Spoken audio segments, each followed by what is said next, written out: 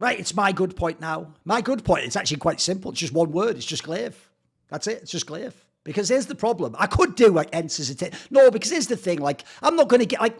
I'm sorry, guys. I don't think Goofy's going to be like top 10 in fucking HL TV, top 20 at the end of the year. It's not even on the table, is it? So it's not like I'm not actually that hyped about ENCE the team. Like, look, at the moment, I actually think part of why they're having these results and the uptick is they're also, if you notice, the teams they're beating, they're taking advantage of the teams that are a mess and the rosters that haven't got it together and the teams that actually, like, you know, they haven't even figured out the roles. That's the teams that they're bashing at the moment. But it's actually specifically the notion that Glaive is back to relevancy. Because I also do think, by the way, picking up on that conversation from Mouse, this is actually exactly the sort of team that should have gambled on Glaive. I know they obviously initially gambled when they had the old ENCE core of like Sun Pius and Madden, and they thought, you know, we'd actually be contenders again. But actually, I think this level is way fairer because the problem is this. Again, I would never dismiss an IGL like that, even after those bad periods in Astralis, because first of all, some of those lineups were scuffed. Like, as you just said, like, fucking Borup was in there, mate. Like, Borup was good. The joke is, like, back when Rejin joined Mouse, like, 4 years ago or something, like, if people don't know, he was even going to be a star once, but that was so many years ago now. He's not even that player anymore, and they never even tried to. They gave him all the shitty roles. So if you looked at that era, yeah, I don't expect you with Boz to like be in the semis of the major. I don't think that's even a reasonable expectation. But at the same time, when you did have people like Blame F and Device were really fucking good players, sometimes the results weren't quite where you'd hope they'd be. You'd think that'd be enough to get the odd upset, wouldn't you, and get a few placings. So I did think it was actually justified that they kicked him from Astralis. But here's why I actually like where he's at and what's happened since. I actually think it's very fair that a smaller org like ENCE gambled, and then now they've had to double gamble by giving him the Polish, like, not like proper pieces. That was like a team where, if you know financially and what their options were, that was like a good gamble for both parties. If it worked for him like it has, he gets to revive his career, and also because you're not getting the best players, you get to show it's still me. I must be doing some of this shit. Like I say, who the fuck even was a fan of Kyler and Goofy outside of Poland before? No one. You all are now, because you're suddenly, hey, just heard these guys got some game. It's like, bro, we were all loving when he got fired from ENCE like 2 years ago. We all said it was brilliant. How are you saying now he's dope? Like, but it's cause now they actually have a functional system, proper coaching, and a fucking IGL. So the key thing is this, Rejin. I think it would have actually been a travesty, even though this will be a very poorly received comment in the professional community.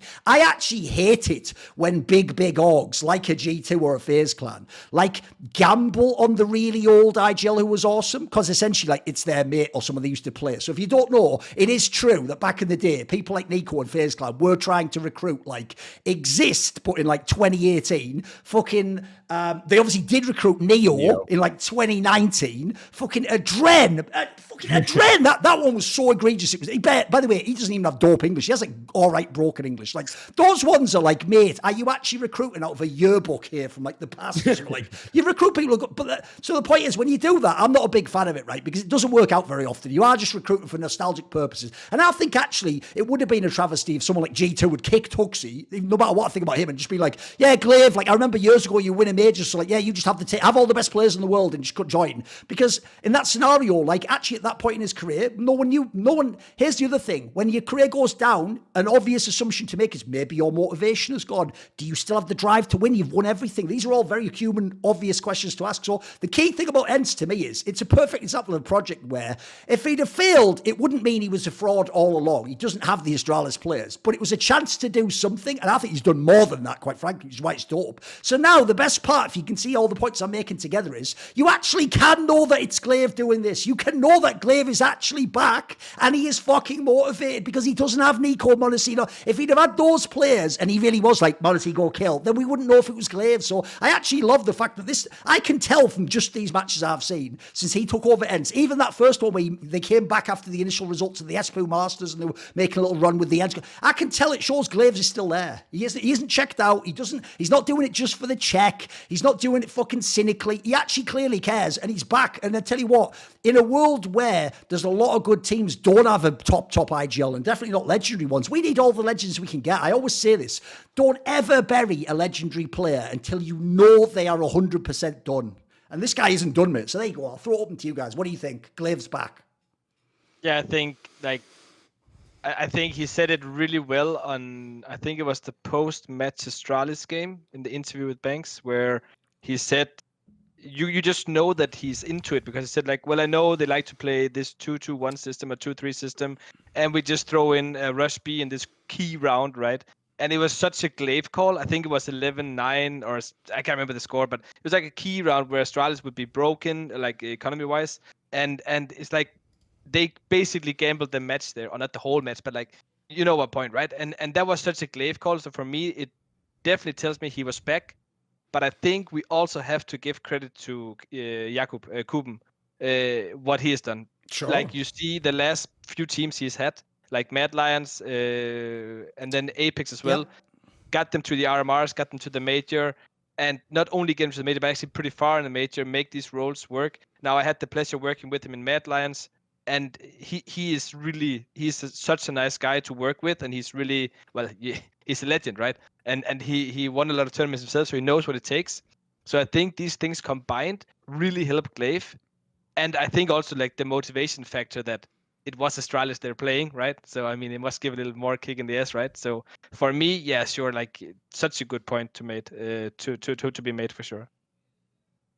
Statistically, Glaive and ENCE in practically everything they've played, well, just the RMR and Katowice itself, their T sides were better than their CT sides. So that's one thing to give Glaive some credit. And actually, in fact, their CT sides, some of them weren't even that good. Like they were like 44%, and they're winning off the back of really well called T sides. But there were moments beyond just, the rush call was one that I remember for sure. But there were also some late round moments I remember where on Ancient in particular, there was just ways that some of the ENCE players played out rounds, which I would never have imagined that they would have played it like that had it been on 9. Because I remember on 9, what their strengths were was that they had all these tricks, and they just kept going into tricks and tricks and tricks and tricks, but they didn't necessarily seem to always be in tune with late round timings. And I feel like now that Glaive's on the team, their mid-rounding in late rounds is especially strong, where, for example, if one guy's selling a fake on one side of the map, they really kind of push it late to try to sell it, as opposed to on like when some of these core players like Kyler, Goofy, and Hades were on 9, it just kind of felt like we're just going to try to execute very strongly in every single circumstance that we can. And now they've got this other dimension to them that I think I would have to assume Glaive is what he's bringing that to the table. He knows how to micro people in a mid-late round situation to, one, confuse the defense, and two, just maximize the strengths of his players. So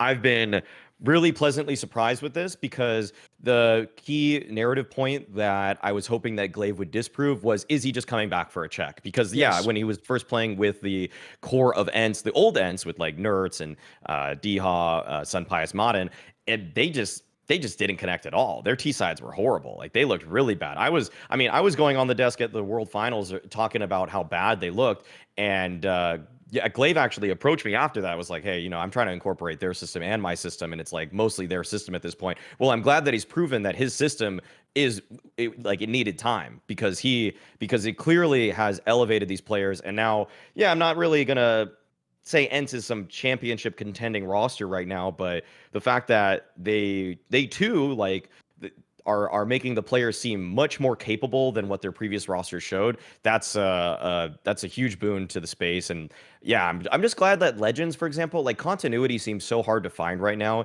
moving from CSGO to CS2. So all in all, just really happy that a true GOAT, the GOAT IGL of CSGO is making a stand in CS2.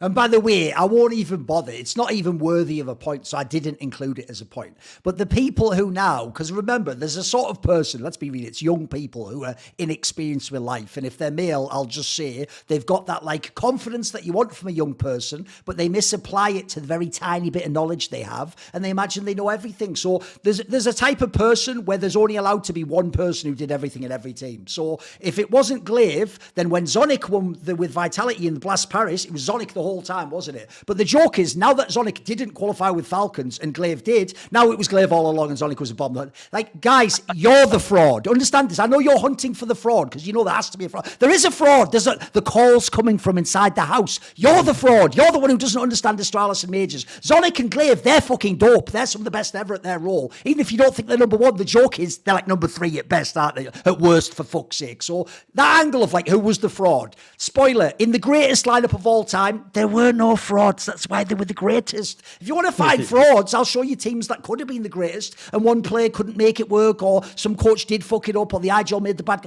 The point is, in the GOAT lineup, we're not asking who's the fraud. What we're trying to figure out is who did what and maybe who had more. Like, did Zonic have more to do with how the practice scrims run? Did Glaive make the mid-round call? Was it Device who made that call to rotate or did he do it all himself? That's the fun conversations. But at the end, I hope we're not all coming to the conclusion, this guy's the fraud. Get him! Get the pitchforks! Get him out of CS! Like, these are the best people we've ever had in CS, you idiots. Including Zonic and Snappy and all those fucking guys.